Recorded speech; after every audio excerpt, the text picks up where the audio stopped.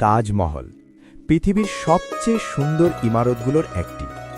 সাদা মার্বেলের সেই স্বপ্নের প্রাসাদ, যেটাকে আমরা বলি ভালোবাসার প্রতীক। কিন্তু একটা প্রশ্ন আছে, আমরা কি সত্যিই তাজমহলের পুরো ইতিহাস জানি, নাকি আমাদের থেকে কিছু লুকানো হয়েছে? ইতিহাস বলে শাহজাহান তার স্ত্রী মুমতাজের জন্য তাজমহল বানিয়েছিলেন, কিন্তু ভাবো তো, শুধু একটা সমাধির জন্য ২২ বছর ধরে ২০,০০০ মানুষ কাজ করবে।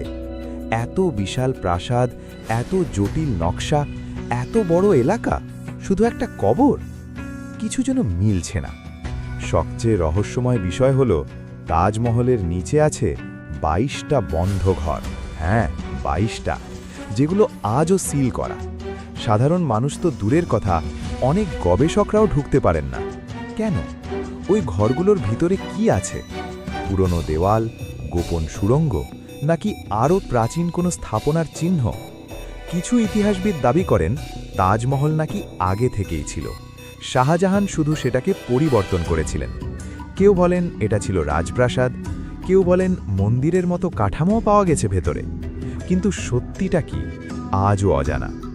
আর একটা অদ্ভুত ব্যাপার, অনেক দরজা চিরতরে বন্ধ, অনেক কক্ষ কখনো খোলা হয় না।